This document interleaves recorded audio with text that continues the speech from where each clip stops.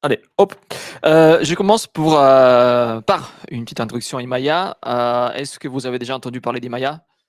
Non. Quelqu'un? Bien sûr. Super.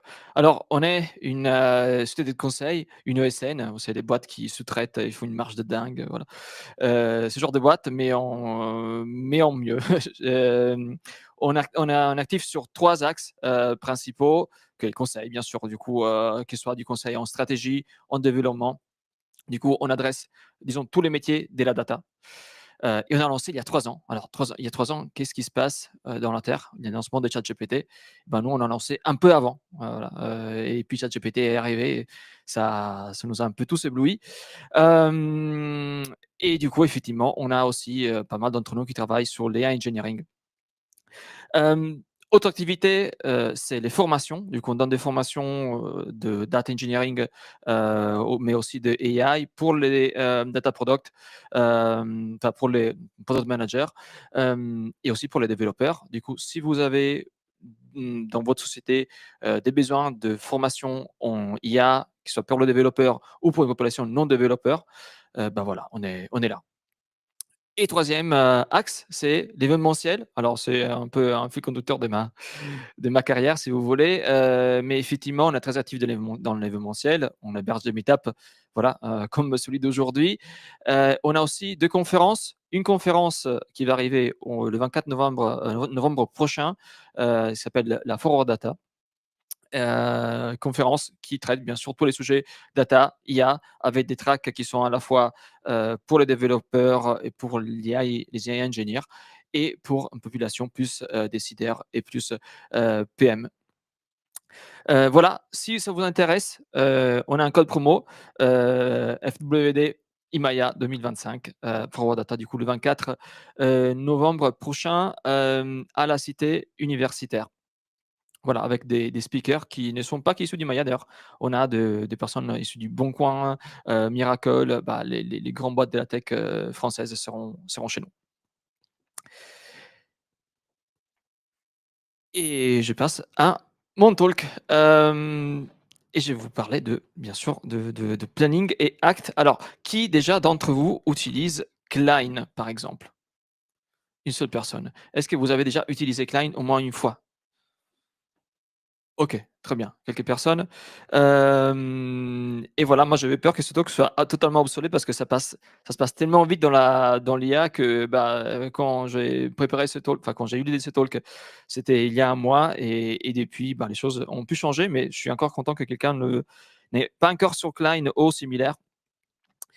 Et voilà, vibe coding, en tout cas, c'est un truc qui est très sympa, surtout quand ça marche. Et il y a parfois ça marche pas, hein, et pourquoi ça marche pas toujours? Et ça, du coup, il y a tout un tas de raisons pour laquelle je hurle dans la nuit pendant que je vibe code. La première, c'est que Cursor n'a pas du tout compris ce que je voulais faire. L'autre chose qui est pire, hein, c'est Cursor m'a fait comprendre qu'il avait compris, et puis à la fin, il avait pas compris. Ça, c'est pire parce que tu as passé genre 5 minutes et puis tu te rends compte, en fait, non, c'est bon. Puis Cursor, autre problème, c'est que Cursor bah, a introduit un bug dans une ligne. C'était 1 heure du matin que j'avais pas trop eu l'envie de lire, et cette ligne-là pose problème, et franchement, je l'ai loupé, et du coup, je dois revenir en arrière pour voir ce qui s'est passé et qui n'a pas marché. L'autre raison, bien sûr, c'est mes enfants me réveillent pendant que je vibe code, ou que je dors, mais voilà, je dors plus beaucoup depuis qu'il y a un Cursor. Heu, je devrais pas dire ça à ma femme, mais bon, c'est pas grave. Hem, Effectivement, alors notamment par rapport au fait qu'il y a des bugs cachés dans des lignes qu'on n'a pas lues, c'est que lire beaucoup de code, bon, disons la vérité, c'est un peu ennuyant, de lire, quand il y a le gros pavé, des 1000 lignes, enfin, de 300 lignes qui arrivent. Parfois, voilà, on ne lit pas forcément, et surtout c'est pas facile. Enfin, nous, on n'est pas câblés pour lire des pavés de code tout le temps et lire dans toutes les lignes, bah, if, else, et aller chercher à comprendre toutes les embranchements du code. Bah, c'est quand on fait la revue d'une paire, on n'a pas tous très, très envie de la faire. Il y a un certain d'entre nous qui sont très motivés pour le faire, mais soyons honnêtes, pas tous. Là, c'est ma compagne. Heu Du coup, parfois, voilà, surtout quand on fait notre projet perso, on dit: «Bon OK, cette ligne-là, on la lit pas, on skip». Puis on se dit: «Bon OK, on a skippé la ligne, on peut skipper la fonction». Et puis on skip le fichier, allez, ça va marcher. Et puis voilà, c'est on je jure dans la nuit, ça marche pas. Et voilà, justement, c'est quand je hurle dans la nuit, peut-être c'est moi qui réveille mes enfants d'ailleurs, maintenant c'est hem et il y a une solution pour, un peu salut.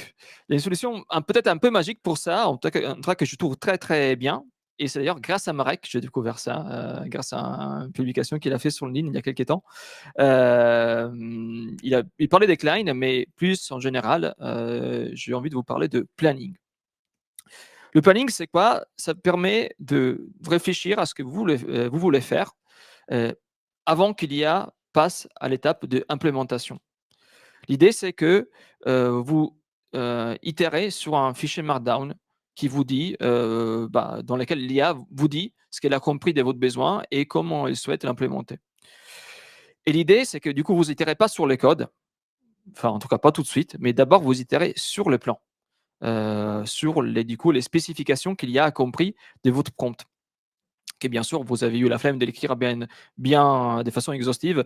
Il y a plein de trous dans votre implémentation et juste vous vous rendez pas compte tant que c'est pas trop tard. Pour faire un peu de live coding ou vibe coding, je sais pas, c'est en tout cas, voilà, c'est du live, vibe coding ou du vibe live coding, bon, comme vous voulez. Hem Et l'idée, c'est que je montre ce que je veux dire par ça. Ouais, effectivement. Hem, c'est bien. Alors, j'ai 4000 navigateurs qui sont ouverts chez moi. Hem, alors, je suis sur lequel? Non, ça c'est curseur, c'est mauvais. OK. Alors là, on est sur VS Code, enfin une version de VS Code, dans laquelle il y a moins de tracking. Alors, et là, je vous montre Klein. Alors Klein, c'est une des solutions pour, faire du planning. C'est pas la seule, mais en tout cas, c'est celle qui a commencé, la mouvance. Alors là, j'ai un projet, qui n'est pas un projet, tout simple. C'est un projet, qui a déjà un peu d'existant, 1 ou 2 semaines de live coding, pendant que ma fille, prenait le biberon. Et il y a déjà des lambdas par-ci par-là, il y a un CDK, je ne sais pas si vous savez ce que c'est, mais c'est pour faire de l'infrastructure code sur Amazon. Il y a du code du front-end, bref, c'est un projet qui commence à être un peu complexe. C'est un projet dans lequel, voilà, parfois l'IA commence à pas tout comprendre et vous avez peur qu'elle modifie des choses que vous voulez pas qu'elle modifie. Et du coup là, on veut ajouter par exemple, on veut refactorer une fonction, enfin une lambda hello world. Bien sûr, j'ai un prompt qui est déjà prêt parce que j'écris, très mal. Et l'idée, c'est que du coup, dans ma lambda hello world, qui existe déjà, j'ai envie que, le premier paramètre, soit le nom d'une personne et la deuxième soit le langage de programmation préféré d'une personne. Et du coup, là, je suis en mode plan et je lui demande, de refactorer cette lambda pour faire ça. Du coup, vous voyez, là, ça touche pas le code.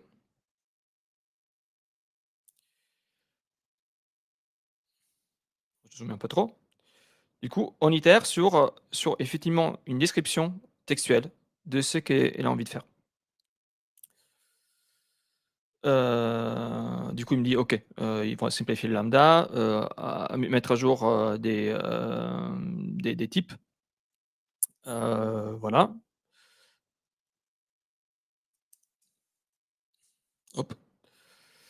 Là, il a pas encore vraiment implémenté. Il me demande, mais pour l'instant, je lui laisse faire. Je peux itérer encore sur le plan et dire: «Mais en fait, non, I don't, want to edit, the global, API, types,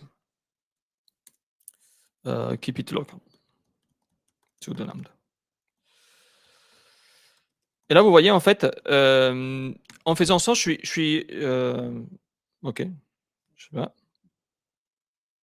je suis sûr qu'il y a un bug aujourd'hui. En faisant ça, je suis pas en train d'éditer les fichiers déjà, vous voyez, il y a la case à cocher «Edit» qui n'est même pas cochée, du coup, il peut pas toucher des fichiers qui existent et je suis à l'aise parce que je sais que surtout si j'ai travaillé sur un projet client avec, des milliers et milliers de lignes de code, il va pas toucher quelque chose que je veux pas et tant que je lui ai pas dit: «Vas-y, c'est bon, j'ai compris que tu as compris et qu'on est en phase», bah, il va pas toucher mes fichiers. Du coup, effectivement, bah, il me dit le plan, voilà et puis je vais même pas lui dire: «Mais en fait, bah, je change d'avis, I change my mind. Let's, create a new lambda instead as I don't want to fetch data, from Mongo». Bah, si, bon, vous avez compris, hein, je vais pas rester trop longtemps là-dessus. L'idée, c'est que du coup, vous voyez, ça touche pas de fichier et tant que c'est pas bon, bah, d'ailleurs, il me laisse interagir, du coup, il me demande comment je vais appeler la lambda. Effectivement, j'avais oublié. Hello dev, with AI, allez.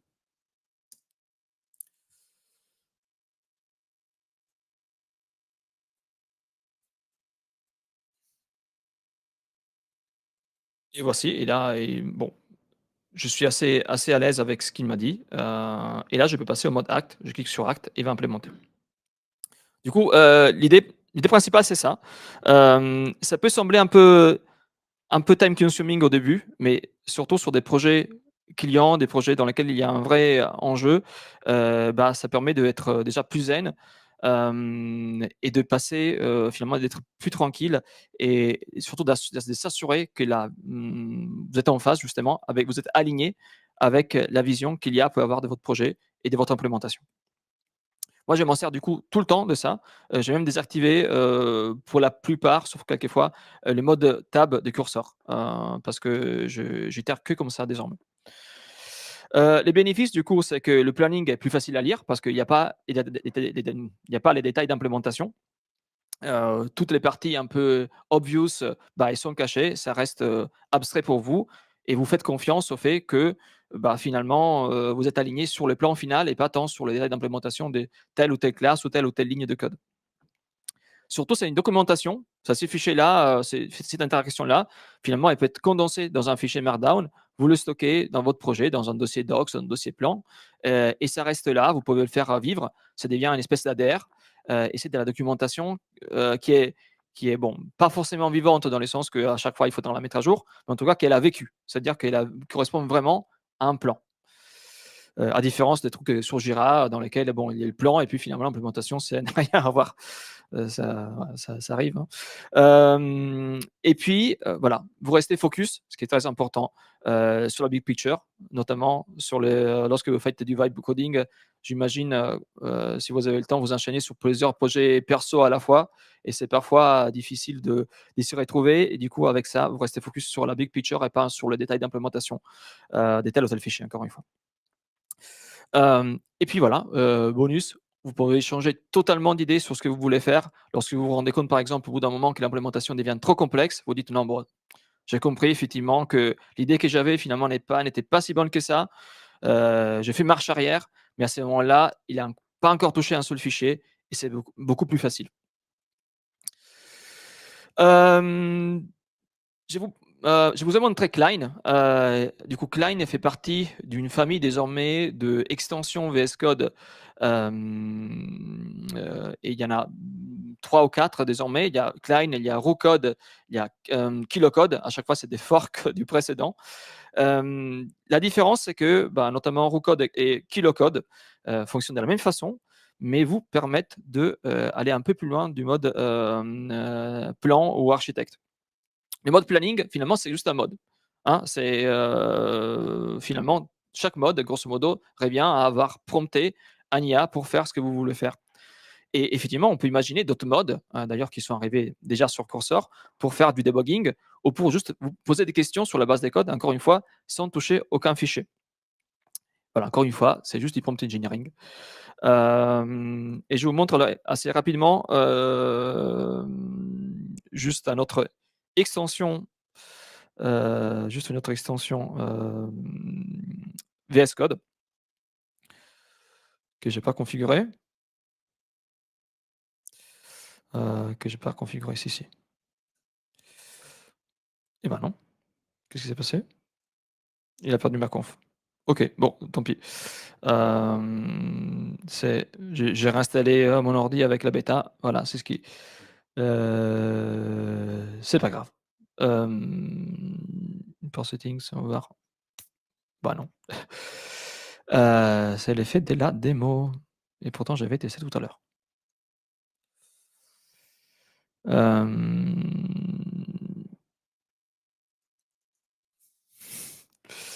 Ah oui, ça marche. OK, très bien, du coup, vous voyez, ici, il y a différents modes. Du coup, code, c'est pour l'implémentation. Architecte, c'est effectivement l'étape de planning. On peut poser des questions sur la base des codes, on peut débugger et mode debugging, finalement, c'est un mode qui est assez marrant parce que vous pouvez en fait, il vous ajoute principalement de logs, qu'il va utiliser, finalement pour se repérer sur comment l'exécution de votre, soft, est faite. Du coup, voilà, à chaque fois, c'est des modes différents, mais ça permet éviter d'être toujours en mode, j'implémente, j'implémente, j'implémente. C'est un peu comme enfin et je m'y perds, en fait. Alors, quoi d'autre? Mais voilà, est-ce que vous utilisez Cursor? J'imagine. Vous êtes principalement utilisateur de Cursor, OK. Et bah, Cursor, c'est mieux, dans certains côtés parce qu'effectivement, d'un point de vue pricing, il y a pas photo. C'est-à-dire que lorsque vous utilisez Klein Eurocode, vous mettez votre, clé API, du coup, vous êtes facturé généralement, à la consommation de tokens, sauf si vous êtes dans des modes max comme dans, Claude. Mais effectivement, lorsque je travaille en entreprise, j'ai des factures qui sont de 10 € la journée. Alors qu'avec, Cursor, on est maximum 20 balles désormais, le mois. Du coup, voilà, d'un point de vue pricing, il y a pas de comparaison possible. Mais du coup, effectivement, Cursor, c'est cool, c'est cheap, et désormais, vous pouvez faire presque la même chose. Parce que la même chose, parce qu'il y a ces toggles-là, les custom modes, c'est en bêta, mais je vous conseille de l'activer. Je ne sais pas pourquoi c'est encore en bêta, ça fait déjà un mois à peu près qu'il s'est activé. Vous mettez un prompt plus ou moins, voilà, comme celui-là, c'est juste un exemple, des prompts que j'utilise. Alors celui-là, il est très verbeux, du coup, si vous voulez un truc une documentation, il est très, très verbeux, c'est voilà, c'est une solution, mais vous pouvez avoir plusieurs, configurations, plus ou moins verbeuses. Et c'est là finalement permet d'avoir dans votre, VS Code, enfin dans votre curseur bien sûr, la même chose qu'on a vu. Du coup là ici on est en mode architecte. Je suis par défaut en mode architecture parce que ça évite, de me tromper parce que c'est le mode que j'utilise par défaut. Et pareil, hein, je peux demander de voilà,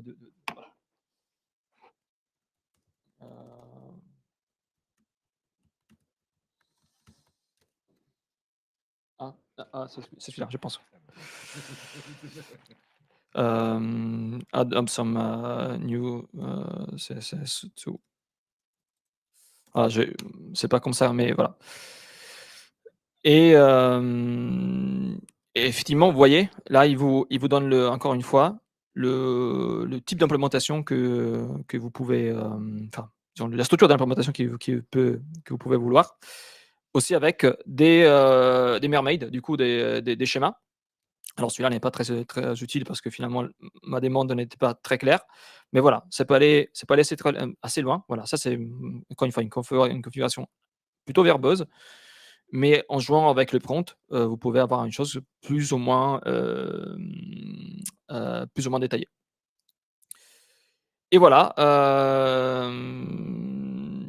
qu'est-ce que j'ai à dire? En plus, c'est à peu près tout. Je reviens, hop, et c'est voilà tout pour aujourd'hui, grosso modo. Voilà, si vous avez des questions.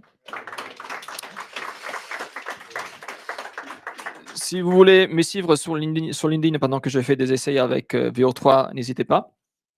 Je vais parler aussi beaucoup d'iOS et de, des frameworks iOS, en embedded qui c'est super cool d'ailleurs, c'est ma nouvelle passion du soir. Hem Et puis j'ai des questions pour vous, pas pour parce que voilà, j'ai pas envie de répondre à vos questions. Heu, comment vous faites la veille? Comment vous faites de la veille? C'est quoi votre source numéro 1 d'infos sur le coding assisté par l'IA? Toi-même? OK. X? Yes, cool. Très bien. Alors, il se trouve qu'avec Julien, on vient de lancer une petite plateforme, enfin, c'est un blog dans lequel on recense toutes les infos sur l'IA. On appelle Autre. C'est, voilà, tout simplement un espèce de 9 to 5 Mac ou Macromorse ou MacG si vous monde iOS pour le développement avec l'IA. Du coup, l'idée, c'est qu'on va partager notre veille avec la communauté et utiliser les IA d'ailleurs pour structurer un peu les contenus qu'on a recherchés. Pour l'instant, il n'y a que des news, mais bientôt il y aura des guides, du coup, des contenus un peu plus structurés dans lesquels on mettra à chaque fois quel est le state of the art de pour chaque outil ou pour chaque IDE ou pour les toolings en général. Voilà, Autre.dev s'est lancé aujourd'hui, c'est notre lancement officiel. Voilà, c'est gratuit, bien sûr, et il y a beaucoup d'IA dans l'histoire, tant dans la rédaction que dans la construction du site lui-même. Si vous avez des questions, si vous voulez participer, ajouter votre propre veille, n'hésitez pas, c'est ouvert et on pourra en reparler plus tard. Et c'est tout pour moi, voilà. Mais voilà, maintenant, place aux vraies questions, si vous voulez. Est-ce que vous avez des questions sur la partie planning, acting?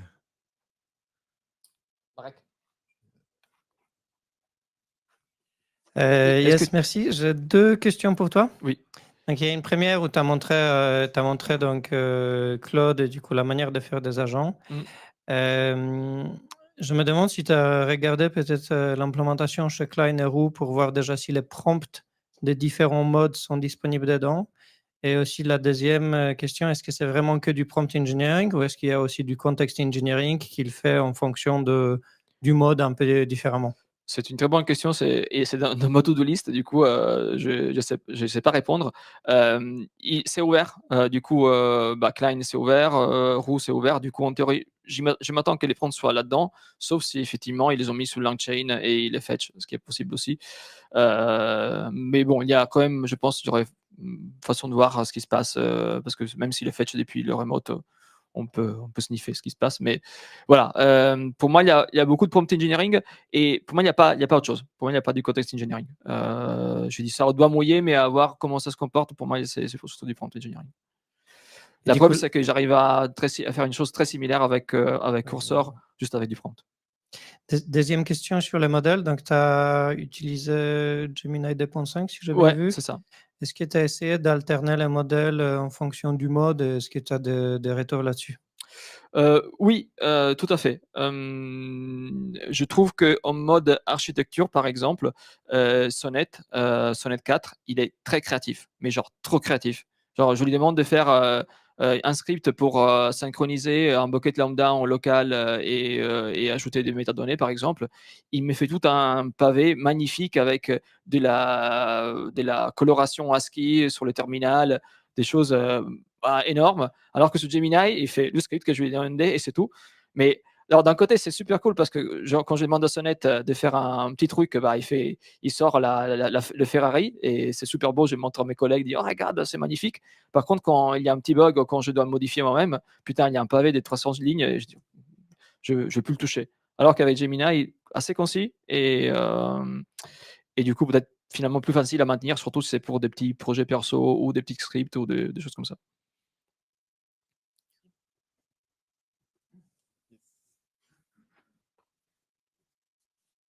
Merci.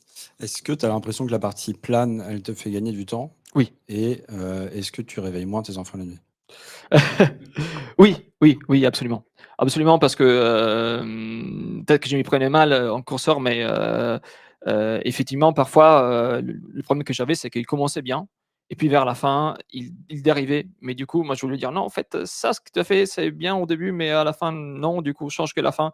Mais en même temps, il avait déjà changé les fichiers. Du coup, j'étais toujours indécidé si changer, me remettre sur les checkpoints et refaire le prompt. Ou dire change ça, mais parfois il s'y perdait. Du coup, ouais. Non, je pense que sur le long terme, je gagne beaucoup plus de temps. Et voilà, encore une fois, j'ai désactivé les tab autocomplete. Je m'en sers de moins en moins. Je laisse l'IA coder vraiment pour moi. Et ça, je commence à le faire même sur des projets d'entreprise. Voilà, pas que sur des projets perso du soir et des week-ends. Et est-ce que je réveille moi, mes enfants la nuit? Je pense. Mais là, pour le coup, ma fille savait que j'avais un meet-up ce soir. Du coup, hier soir, elle a dit je dors pas. Et voilà.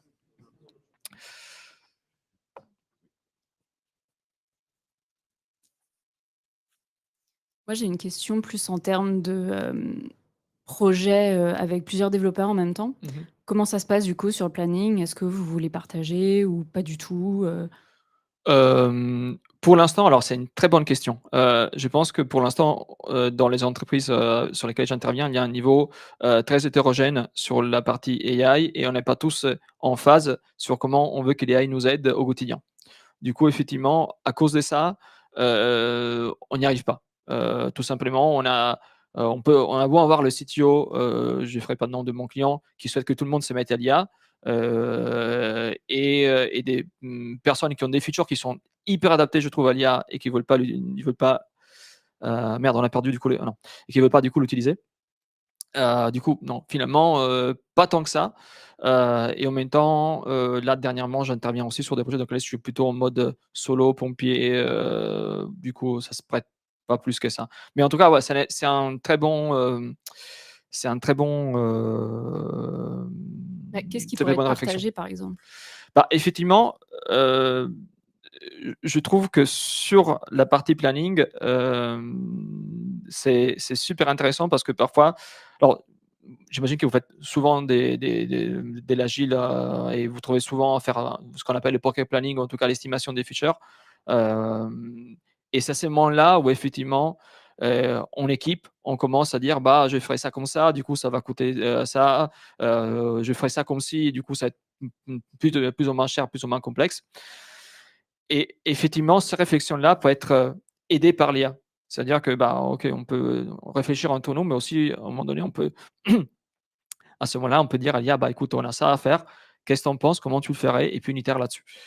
C'est une autre façon, alors, peut-être, c'est pas adapté peut-être pour un pocket planning, mais dans certaines cérémonies qu'on peut faire pour aligner l'équipe, bah, ça peut être un outil qui finalement répond bien aux besoins.